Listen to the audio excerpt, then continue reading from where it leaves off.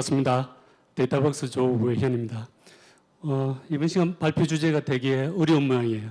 저희 사회자분께서 발음을 제대로 못하시는데 이번 시간은 그 젠 AI와 온라인 머신러닝, 온라인 머신러닝은 뭐 좀 생소한 개념일 수도 있는데 일반적으로 여러분들이 아시는 머신러닝 그거하고는 약간 좀 실시간성 부분들이 반영된다고 보시면 되겠습니다. 일단은 그 기존의 머신러닝 그러면은 온라인 머신러닝은 아니죠.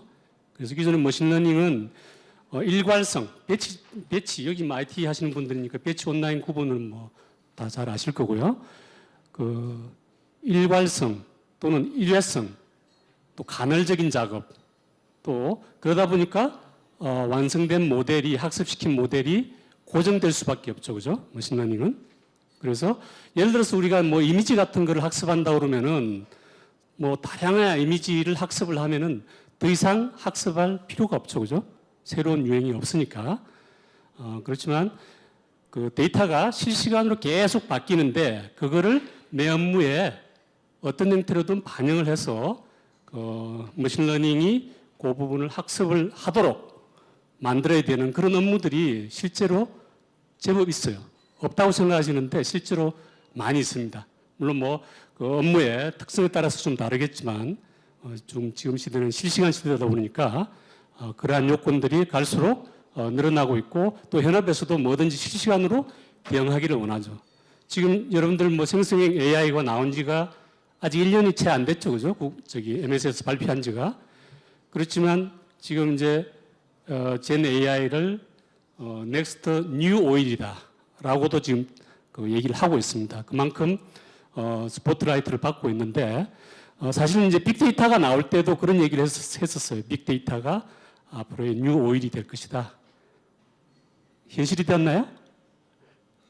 저는 별로 동의를 하지 않는데요. 단 이제 요 생성형 AI가 그럴 가능성은 상당히 커 보입니다. 기존의 빅데이터하고는 좀 달리 실현 가능성, 그 다음에 보여줄 수 있는 뭔가가 확실히 있는 그런 기술로 보여집니다. 그래서 이런 온라인 머신러닝을 가능하게 해주려면은 어떻게 돼야 되겠어요? 실시간으로 데이터가 피딩이 돼야 되겠죠, 그죠? 데이터는 어디에 있어요? 온갖 시스템에 다 분산되어 있죠, 그죠? 아까 전 시간에도 데이터 패브릭 얘기가 나왔고 또 데이터 메시 얘기도 있고 여러 가지 아키텍처가 있어요. 데이터를 가져올 수 있는 개념적인 얘기인데 여전히 어려운 얘기예요. 쉬운 건 아닙니다.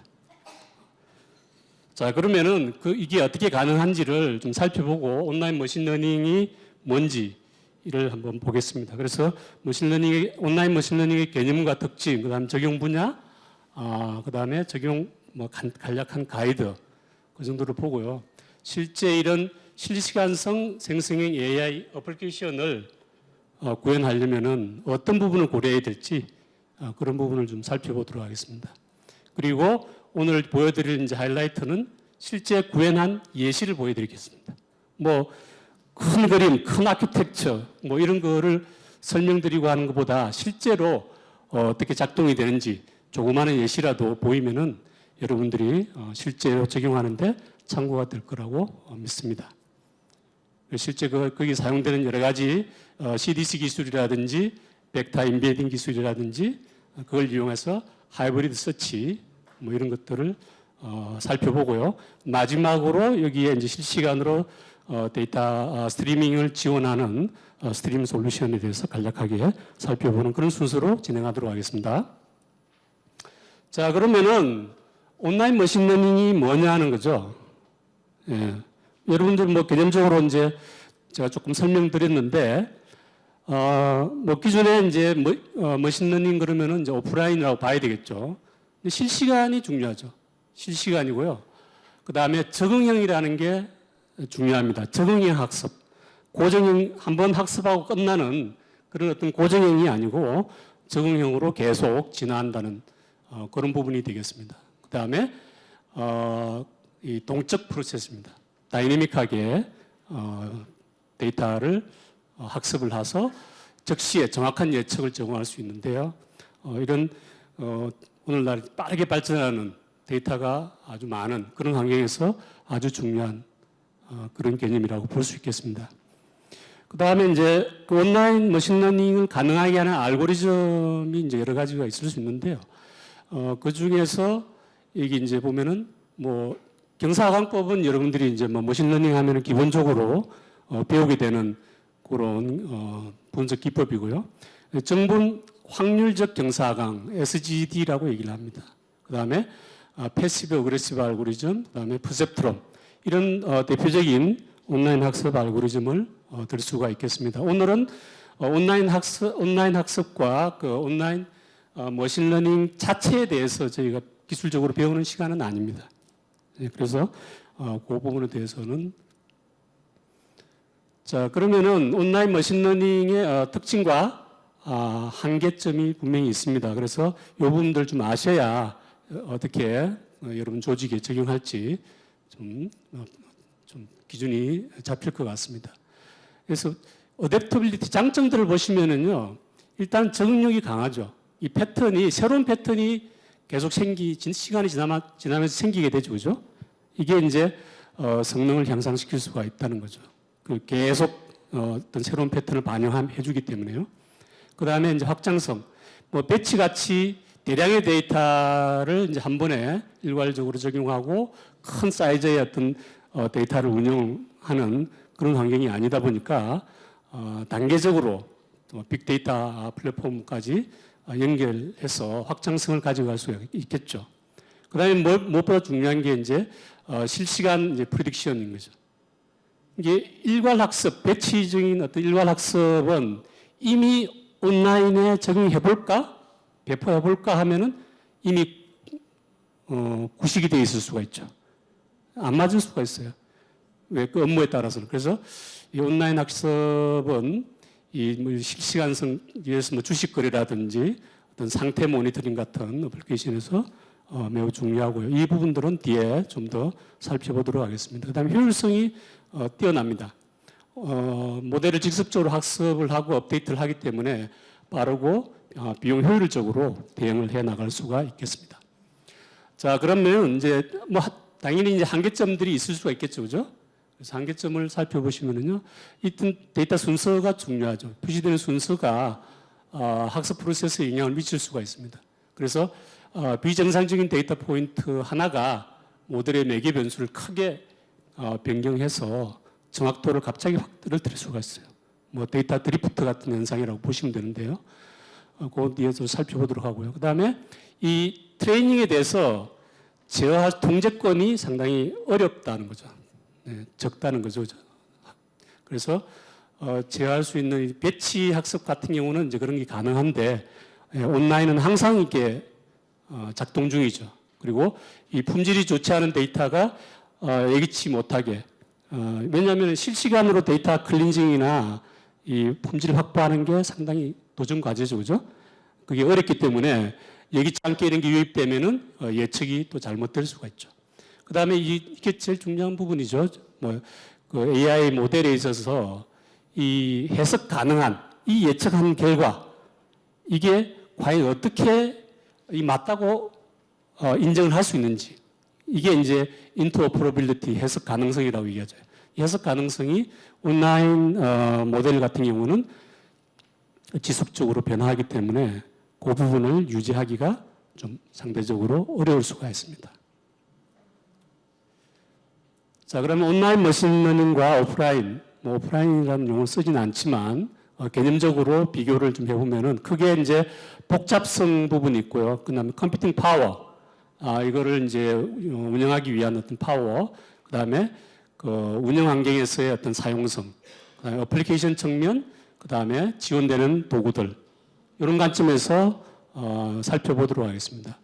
뭐 요거는 이제 여러분들이 다 아시는 내용들이니까 온라인을 중심으로 이제 설명을 드리면은 일단은 복잡하죠. 예. 뭐 계속 시간 지남에 따라서 모델이 변화할 수가 있기 때문에 어떤 관리가 복잡해질 수밖에 없습니다. 그 다음에 한번 일회성으로 학습하고 끝나는 어떤 상황이 아니기 때문에 데이터 연산에서 더 많은 컴퓨팅 파워가 필요할 수가 있습니다. 실제로 또 이 데이터 피딩이 실시간으로 변경되기 때문에 운영 환경에서 어떤 구현하는 걸로 끝나는 게 아니고 구현도 힘들지만 또 관리도 더 어려울 수가 있습니다. 대표적인 적용 어플리케이션에는 이제 날씨 정보라든지 금융, 건강, 뭐 안전, 안보 등등 또는 뭐 실시간 뭐 이커머스 어떤 이런 부분에서도 활용이 될 수가 있겠죠. 뭐 대표적인 툴들을 보면 기존에 뭐 이런 부분들은 여러분들 많이 들어보셨을 거예요. 오프라인 이런 툴들은 이제 뭐 사이킷 러닝이라든지 텐스플로우, 파이토크, 케라스, 뭐 스파크 앱립 이런 부분들은 많이 이제 익숙하실 건데 이런 부분들은 좀 이제 좀 생소하겠죠. MOA, 뭐 SAMOA, 뭐 사모아가 아닙니다. 그다음에 사이킷 멀티플로우, 스트림 DM 뭐 이런 것들이 있어요. 그래서 MOA는 이제 매시브 오프라인 온라인 어널리시스의 약자가 되겠고요. 그 SAMOA는 이게 뭔가요? 뭐 스케일러블 어드밴스드 MOA.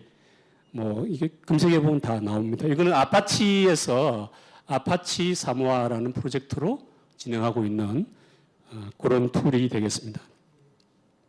자, 그러면 온라인 머신러닝 적용 영역을 이제 간략하게 살펴보면은 이 모델이 이 학습 모델이 데이터의 다양한 유형의 패턴을 동적으로 학습을 해야만 할 때, 실제 그런 업무들이 찾아보면 꽤 있습니다. 그래서 그런 부분들은 뒤에 뭐 데모도 보여드리겠지만, 이런 부분들이 반영이 돼야 되는 업무들이고요. 구체적으로 아까 설명드렸던 이제 금융 쪽에 이제 업무가 되겠고요. 그다음에 헬스 모니터링. 요즘 뭐 스마트워치 같이 이런 웨어러블 디바이스에서 실시간으로 데이터를 수집을 하죠, 그죠? 그래서 뭐 이런 건강에 대한 문제를 실시간으로 예측해 나갈 수가 있죠. 그래서 뭐 지금도 이제 인간 수명이 길어지지만 앞으로는 점점점 여러분들이 더 오래 살 확률이 커진다는 거죠. 예. 그다음에 뭐 금융의 이제 사기 디텍션 여기도 마찬가지. 온라인 뱅킹, 디지털 거래 이런 부분들은 지속적으로 데이터를 쏟아냅니다. 예. 이게 계속 흐르는 스트리밍이라는 것은 계속 흘러 다닌다는 의미입니다. 그래서 스트리밍을 생성을 하고요. 그래서 이제 이게 온라인 학습을 하게 되면은 새로운 패턴의 사기 거래가 들어오더라도 즉시 감지를 할 수 있는 확률을 높일 수가 있다 그런 얘기죠. 뭐 그 외에도 여러 가지 적용 분야가 있을 수가 있겠습니다. 간략하게 이제 뭐 적용 가이드 오늘은 전체 머신러닝 자체에 대한 시간은 아니기 때문에 적용 가이드를 간략하게 살펴보면은요. 일단은 이 온라인의 어떤 복잡성을 추가하기 전에 오프라인 모델로 시작을 해야 되겠죠, 그죠? 네, 오프라인 모델을 먼저 만듭니다. 그래서 근본적인 문제를 여기서 다 디버깅을 하게 되죠. 그 다음에 이제 검증 세트를 이용해서 모델 성능도 평가를 하게 됩니다. 그 다음에 이 개념 및 데이터 표류를 관리해야 된다. 이게 컨셉 드리프트라고 합니다. 원래 내가 설정해 놓은 그런 어떤 모델의 개념, 그게 자꾸 이제 어긋나는 거죠, 그죠? 요즘 자동차 드리프팅 한다고 얘기하잖아요, 그죠? 뭐 버스 났다가 들어왔다가 이렇게 계속 이렇게 흐를 때 이상 징후가 생길 때 이런 부분들을 관리를 할 수 있는 이런 부분들이 있어야 되는데 왜냐하면은 이 최근 데이터에 대한 가중치가 아무래도 좀 더 많이 반영이 돼야 되겠죠, 그죠? 예, 이런 부분들이 반영이 돼주게 되면은 이제 이런 데이터 드리프트를 이제 컨트롤할 수가 있겠죠. 그 다음에 이게 이제 쓰다 보면은 문제가 생길 수가 있어요. 그래서 오프라인에서 정기적으로 재학습, 리트레이닝이 필요하다는 거죠. 그 다음에 너무 처음부터 복잡한 알고리즘보다는 아까 말씀드렸던 SGD 분리기와 같은 간단하고 빠른 알고리즘부터 이제 적용을 해보자는 거죠. 그 다음에 데이터 품질을 이제 면밀히 모니터링을 해야 되고요. 그래서 이 부분이 제일 중요해요. 계속 이 모델 버전이 드리프팅하고 있죠, 그죠? 바뀌고 있죠, 그죠? 그래서 언제든지 되돌릴 수 있는 롤백 계획을 가지고 있어야 돼요. 예, 백업을 계속 잘 가져가야 된다는 얘기죠. 그 다음에 최근 예시에 너무 과도하게 맞추기보다는 점진적으로 모델을 업데이트를 하라 그런 얘기죠. 왜냐하면 최근 모델에 뭔가 새로운 패턴이 확 들어왔는데 이거를 과도하게 가중치를 줘서 반영을 하게 되면은 상당히 많은 이제 컨셉 드리프트가 생기게 되는 거죠. 그 부분을 좀 점진적으로 하라 그런 얘기죠. 자, 그러면은 이제 그 실제 이 생성형 AI 애플리케이션 아키텍처를 한번 우리가 만들어 본다고 생각을 한번 해보세요. 예. 그래서 그 원칙은 뭐냐면은 개인화를 이제 개인 맞춤형을 강화하고 풍부한 know your customer죠, 그죠? 풍부한 상호작용, 고객과의 상호작용이 가능하고, 그 다음에 효율성도 높이면서, 그 다음에 자동화도 가능하냐 하는 부분이 중요한 거죠. 그래서 여기 보시면은 여러분들이 많이 보신 챗GPT 프롬프트 안 써보신 분들은 여기 없죠, 그죠? 그래서 그 프롬프트와 연결을 해서 개인화 홍보 메시지를 보내는 그런 부분들인데요. 뭐 내부적으로는 이제 GPT-3를 썼고, 이런 부분들이 있는 요 뒤에 이제 구성 요소들은 또 살펴보도록 하겠습니다. 자, 이런 거를 이제 하려고 하면은 항상 문제가 되는 게 뭐죠, 그죠? 데이터죠. 뭐 이 시간, 전 시간에도 계속 얘기가 나왔지만 이 데이터는 정말 만만한 작업이 아닙니다. 지금 우리가 지금 클라우드 컴퓨팅에 조금 적응해 보려고 하니까 지금 또 이제 AI가 득달같이 또 나타나면서 또 거기다가 복잡성과 여러 가지 이제 업무 타스크를 더 더해버렸죠, 그죠? 그런데 여전히 이렇게 우리가 운영하는 시스템들은 이렇게 나눠져 있고 또 서로 유기적으로 연결이 돼 있어요. 그 상황에서 이런 새로운 기술들을 어떻게 접목을 해 나갈 거냐 이거죠. 이 답은 하나의 솔루션으로 다 해결할 수는 없다. 그런 얘기죠. 그래서 제일 문제는 이런 게 들어오더라도 이 데이터가 어떤 형태로 있든 간에 이거를 내가 필요한 부분에 피딩을 해줄 수가 있어야 되고 또 그 피딩 자체 그 프로세스를 자동화할 수 있어야 된다는 거죠. 맨날 그 수작업을 하고 스케줄링하고 이렇게 변경해야 되고 하는 그런 작업으로는 이 실시간 이런 어떤 업무 대응을 하기가 어렵겠죠. 자, 이게 이제 우리 지금 실제 여러분들 기업에서 일어나고 있는 이 환경이에요. 시스템 환경이에요. 여기는 보면 포춘 500대 기업에 이제 쓰고 있는 지금 상황인데요. 수백 가지 클라우드 데이터베이스가 있고, 여기 이제 캐시, 메모리 DB라든지 너무너무 많은 그런 요소들이 있어요. 이거 어떻게 다 데이터를 끌어다가 또 이런 AI 쪽에다 접목을 시킬 건가요? 여기서는 이제 데이터 메시 아키텍처를 얘기했는데요. 데이터 메시는 아까 좀 전 시간에 여러분들 이제 데이터 패브릭을 공부하셨죠, 그죠? 데이터 패브릭은 그 중앙 집중적인 단일 싱글 아키텍처 개념이에요. 데이터가 어디에 있든 간에 어떤 버추얼 가상화 개념을 이용을 해서 내가 그걸 찾아가서 데이터를 활용하겠다 하는 부분인데 개념적으로는 좀 정반대되는 개념이에요. 데이터 메시는 디센트럴라이즈 분산 아키텍처예요. 왜 똑같은 데이터를 활용을 하는데 두 가지 개념이 다 다른가요? 어떤 기업에 따라서는 데이터 패브릭이 맞고요. 어떤 기업은 데이터 메시 개념이 맞아요. 왜냐하면 나는 여기저기 있는 데이터를 복제해 와서 나는 내 시스템에서 자유롭게 사용하고 싶어. 성능도 더 좋고. 좀 데이터를 가져오는 어떤 그런 부담은 있지만, 그렇게 하겠다 할 때는 그렇게 하는 거죠. 그래서 이 문제는 이제 이렇게 해서 이런 걸 가져오면서도 아까 말씀드렸던 자동화를 어떻게 할 것이냐 하는 게 제일 중요해요. 근데 여전히 이 분야에서도 하나의 솔루션이나 하나의 아키텍처가 모든 것을 만족시킬 수는 없다. 그런 얘기를 드릴 수가 있겠습니다. 자, 그러면은 데이터 드리븐 생성형 AI 애플리케이션을 한번 만들어 보겠습니다. 자, 개념을 보시면은요, 이 상품 검색, 이제 이커머스 업체라고 보시면 돼요. 이커머스 업체인데, 장난감 물 판매를 하는 그런 어떤 회사의 상품인데요. 이 상품 검색을 해서 이제 사용자가, 이제 이 프롬프트죠, 그죠? GPT, 프롬프트에서 쿼리를 하는 거죠. 이 쿼리는 뭔가요? 자연어죠, 그죠? 우리 키워드 검색이 아닙니다. 지금 여기서 말씀드리는 거는 자연어 검색을 하는데 이게 들어오면은 이제 구글 버텍스 AI를 이용해서 사용자 지를 인베딩 벡터로 전환을 합니다. 그다음에 포스트그레 전 시간 세션에도 있었지만 포스트그레나 알로이DB에서 지원하는 벡터 확장 기능이 있습니다. 요즘 이제 이걸 지원하는 DB들이 많고요.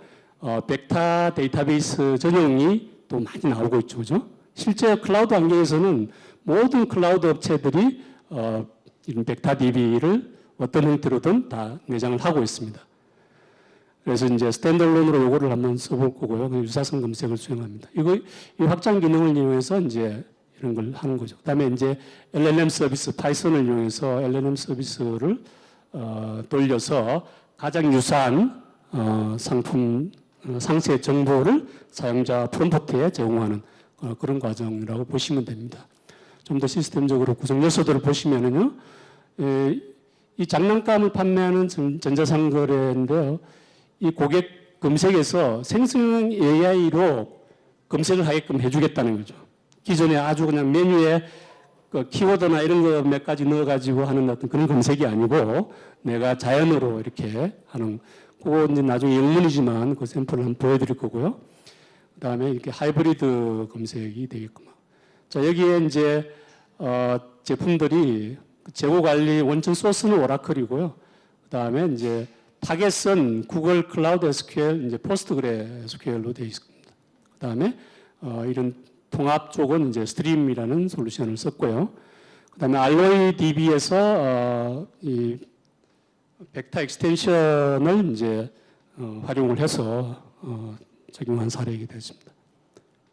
요거는 이제 조금 더 기술적인 얘기인데 보시면은 소스 DB에는 지금 이렇게 보면 칼럼이 딱 4개예요. 지금 프로덕트라는 요 테이블인데요. 오라클 테이블인데 여기에 이제 이 상품 프로덕트 아이디 네임, 디스크립션, 가격 이 4개 칼럼밖에 없습니다. 4개 칼럼밖에 없고요. 근데 타겟에는 여기에 어디가 있나요? 타겟에는 이제 인베딩 칼럼이 하나가 더 추가돼서 5개의 칼럼이 만들어지게 됩니다. 그래서 스트림 스냅샷 로드를 이용해서 이제 뭐 이니셜 로드라고 그러죠. 조기 적재. 그래서 데이터를 이제 포스트그레일로 복제를 하고요. 그 다음에 이때 이제 이 상품 설명에 대한 칼럼을 층크 단위로 이제 분할을 해서 각 이제 인베딩을 생성을 하게 됩니다. 자, 물론 이제 각각의 테이블에서는 이제 이렇게 포럼 키가 있어가지고 그 키를 이제 연결을 해서 참조를 하게 되겠죠. 그다음에 실제 이제 이 부분들은 뒤에 좀 설명이 더 나오는데요. 여기 보시면 이제 랭체인 프레임워크 이게 다 이제 그 구글 쪽에서 제공되는 겁니다. 그다음에 LLM은 이제 구글 PALM을 사용을 한 사례입니다. 그래서 결과는 이제 LLM 프롬프트에서 잘 구성된 자연스러운 이제 영어 또는 뭐 한글로 할 경우는 한글로 결과가 사용자에게 리턴이 되는 거죠. 그래서 자, 이 부분도 이제 이런 전통적인 이제 하이브리드 서치인데요. 키워드 서치에다가 이제 벡터 서치가 들어가는 거죠. 뭐 여기 머신러닝 공부해 보신 분들은 이제 벡터 뭐 인베딩 개념에 대해서는 다 아실 거라고 생각을 합니다. 이건 당연히 벡터 서치를 하기 때문에 성능이라든지 보안성이라든지 여러 가지 이런 편의성들이 상당히 증가한다고 보시면 되겠습니다. 이 데모 시스템의 전체 아키텍처입니다. 요거는 이제 뒤에 한번 마지막 정리하는 부분에서 전체 설명을 드릴 거고요. 요 오라클 소스고 요거는 이제 CDC를 통해서 이니셜 로드와 CDC를 걸고요. 그러면서 이제 여기 이제 임베딩 서비스를 하게 되는 거죠. 그래서 스트림 라이트를 통해서 벡터 DB에 요 임베딩 정보까지 해서 같이 데이터 피딩을 하면서 이 데이터를 이게 초기 적재하면서 그 벡터 값도 같이 생성을 해버리는 거죠. 이 상품 정보에 대한. 그래서 이 부분을 이제 파이썬 쿼리로 해서 쿼리해보는 그런 아키텍처가 되어 있습니다.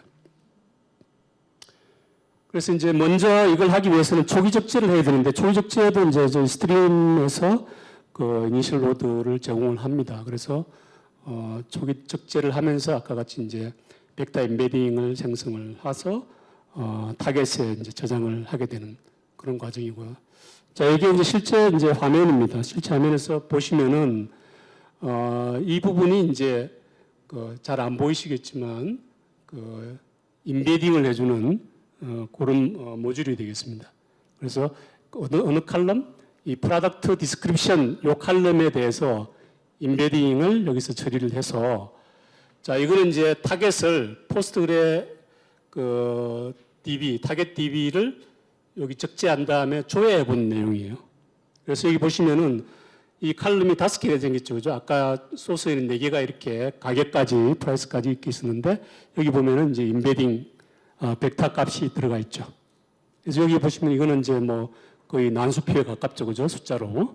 그래서 이게 실제 요 상품 코드, 상품 디스크립션 내용이 요 벡터 값으로 변환이 돼서 저장이 된 거를 확인을 할 수가 있겠죠.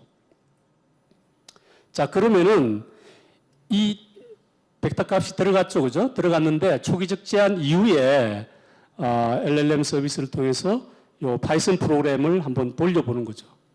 그러면은 이제 그 질의에 대한 결과가 여기 보시면은 뭐 Do you have a beach toy? 해변에서 사용할 수 있는 이제 어린이 장난감을 추천해 달라는 거고요. 그 다음에 여기 보시면은 숫자도 가리키면서 문자도 가리키는 그리고 어린이들한테 안전까지도 보장을 해주는 이게 이제 우리가 쓰는 이제 일반 이제 언어로 이렇게 그 타이핑을 하는 거죠. 쿼리를 하는 거죠. 쿼리를 하게 되면은 이제 결과가 이렇게 리턴이 되는 거죠. 이렇게 됐는데 이제 이거는 이제 초기 적재한 결과고요. 이제 CDC로 그 다음에 이제 상품 정보 계속 업데이트 되잖아요. 그죠? 새로운 상품도 나오고 그 상품에 인해서도 되고 그래서 업데이트를 이제 한 이후에 이 결과가 어떻게 바뀌는지를 한번 보여드리겠습니다. 이게 이제 실시간성의 어떤 효과가 되겠죠. 그래서 이번에는 이제 CDC 스트리밍을 위해서 오라클 리더를 이용해서 이거는 이제 프로그래밍으로 하는 건 아닙니다. CDC 솔루션 자체에서 로그를 읽어서 데이터베이스 로그를 읽어서 실제 업데이트를 하는 겁니다. 그래서 업데이트된 그 정보들을 이제 되어 있고 똑같이 아까 같이 저장을 하게 됩니다. 그래서 여기 보시면은 요거는 이제 CDC를 걸면서 아까 그 임베딩 프로세스를 같이 적용한 그런 상황이 되어 있고요. 그 다음에 이제 그 타겟에 반영된 결과를 요 딱 그 업데이트된 그 키 칼럼, 키 값 하나 가지고 하나 조회를 해본 겁니다. 그러면은 여기 상품 정보, 디스크립션도 업데이트가 된 걸 보실 수가 있고요. 그 다음에 임베딩 값도 거기에 따라서 달라진 것을 확인을 할 수가 있죠. 예. 그래서 이런 부분들이 업데이트 됐는데, 자, 그러면은 이 이후에 어떻게 사용자가 쿼리를 하면은 결과가 달라지는지를 한번 보도록 하겠습니다. 아까 보셨던 게 요거예요. 여기 보시면은 가격은 뭐 23달러 뭐 이렇게 돼 있는데 여기 보면은 이제 이름도 추천한 이름이 달라졌어요. 예, 상품명이 달라진 거죠, 그죠? 여기 보면 이렇게 돼 있고 여기 31불로 바뀌었고요. 여기 좀 더 상세한 다른 디스크립션을 보여주게 됐죠, 그죠? 이렇게 되면은 여러분들이 이 CDC의 임베딩 기능을 가지고 벡터를 저장을 하게 되면은 실시간으로 벡터 서치를 해서 고객한테 자연으로 데이터를 피딩을 해줄 수가 있다 하는 것을 이제 확인을 해볼 수가 있죠. 자, 이거는 이제 아까 같은 그 부분을 이제 이렇게 설명을 정리를 해드린 거고요. 마지막으로 이제 요거 아키텍처가 이렇게 되어 있습니다. 그래서 스트립에서 보시면 여기에 이제 뭐 오라클뿐만 아니고 뭐 슬랙, 젠데스크, 뭐 엑셀 여러 가지 형태의 DB나 파일에서 실시간으로 데이터를 가져와서요. 이 인베딩 서비스를 하고 여기 벡터 데이터베이스가 많죠, 그죠? 여기 파인콘이라든지 뭐 피지벡터 뭐 여러 가지가 많습니다. 여기에다가 인베딩 벡터 값을 저장을 하고 그다음에 LLM 서비스를 통해서 다양하게 유저 인터페이스를 여러분들이 고객한테 제공하면 되겠죠, 그죠? 그러면은 여러분들 그 쉽게 그 기존 DB에다가 저런 서비스를 고객한테 저런 서비스를 오픈할 수가 있어요. 아주 옛날 방식의 어떤 쿼리 이런 것뿐만 아니고 이런 자연어를 이용한 검색을 가능하게 해준 거죠.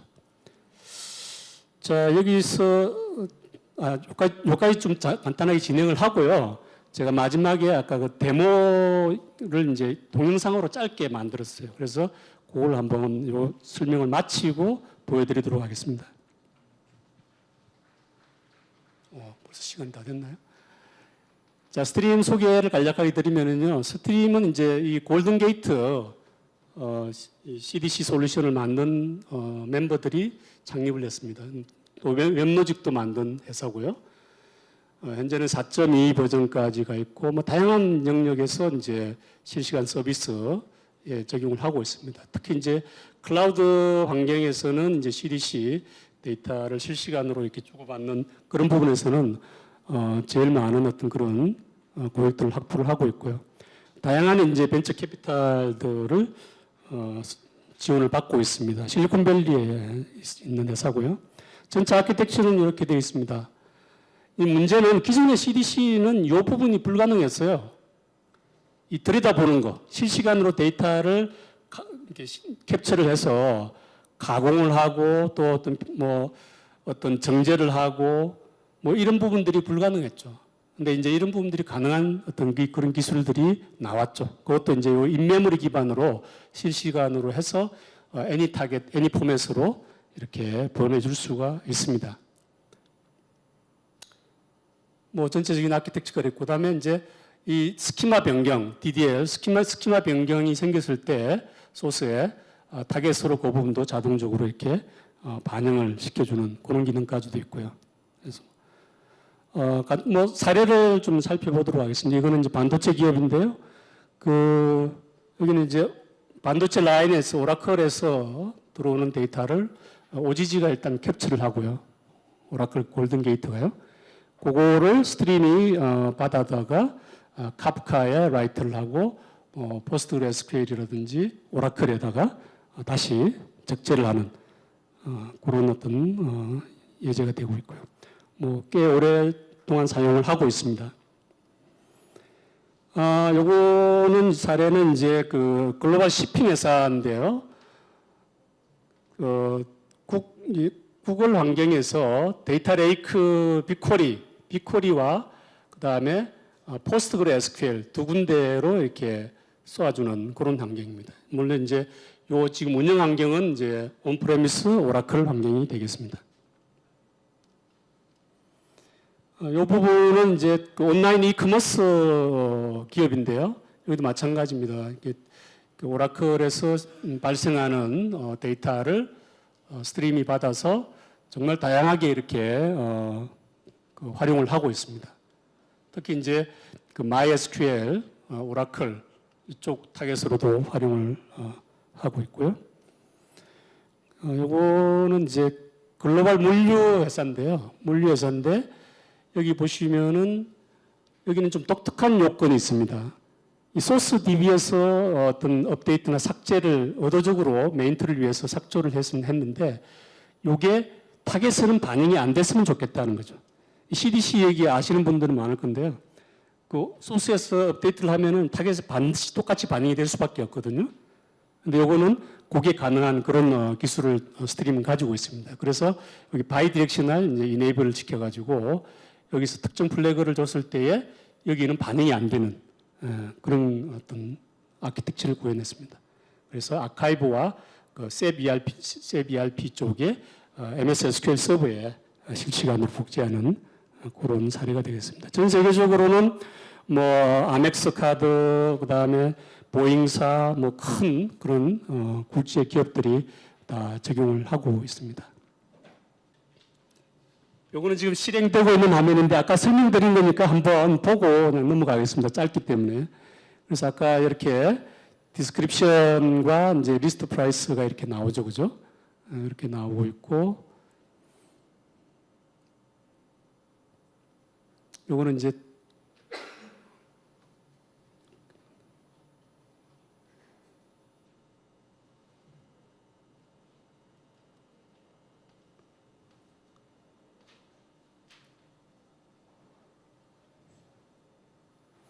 이게 이제 아까 말씀드린 초기 적재하는 과정이 되겠고요. 여기서 보시면 좀 더 상세하게 좀 화면을 아까는 너무 작았죠, 그죠? 이런 것들을 볼 수가 있습니다. 저 개코 기능을 이용해서 이 문장에 대한 토커나이징을 하고 그걸 이제 인퓨딩을 하는 그런 기술이 되겠죠. 그래서 이걸 이제 디플로이해서 실행을 하면은 적용이 되는 거죠. 그래서 적용한 데이터를 아까 같이 조회를 해보면은 이렇게 해서 실제 여기 이제 인베딩된 요 값을 볼 수가 있겠죠. 자, 시간이 없는 관계로 요게 이제 파이썬 코드 설명을 넘어가고요. 자, 이게 이제 업데이트 아까 이제 CDC 이용해서 업데이트하는 과정이고 똑같이 이제 이렇게 작용이 됩니다. 그래서 여기 보시면은 이제 쿼리문이 이렇게 실제 리턴 값이 결과가 달라졌죠, 그죠?